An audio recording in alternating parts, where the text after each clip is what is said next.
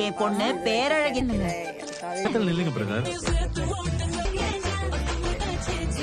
கல்யாணம் பண்ணிக்க எனக்கு வந்து நான் ரொம்ப பழைய டிஸ்டர்ப் வீட்டுக்கு போகிறாங்க, விஜய் வீட்டுக்கு.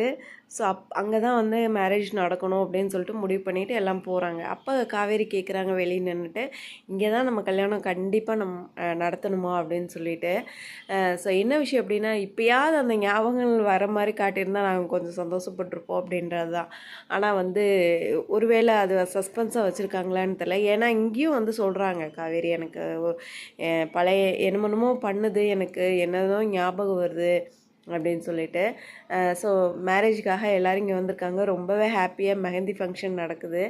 இருந்தாலும் நமக்கு ரொம்ப கஷ்டமாக இருக்குது. இதில் எப்படி ஒரு நாள் ஃபுல்லாக காட்ட வேண்டிய விஷயத்த சும்மா ஒரு 5 மினிட்ஸில் காட்டிட்டு முடிக்கிறாங்க. ரொம்பவே கஷ்டமாக இருக்குது. உண்மையாலுமே மகாநதி முடியுது அப்படின்றத ஏற்றுக்கவே முடியல இப்போ வரைக்கும்.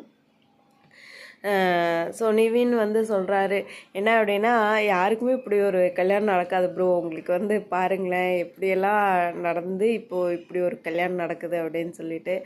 ஆமாங்க, என்னோடய பொண்ணுக்கு வந்து என் அம்மான்ற ஒரு பாசம் இது வரைக்கும் கிடைக்கல, அது காவேரி மூலிமா கிடைக்கும் அப்படின்றப்ப எனக்கு ரொம்ப ஹாப்பியாக இருக்குது அப்படின்னு சொல்லிட்டு. ஸோ எல்லாருமே ஹாப்பியாக இருக்காங்க. ஆனால் நம்ம மட்டும் வீக்கா ஃபேன்ஸ் மட்டும் ஹாப்பியாக இல்லை, அதுதான் உண்மை.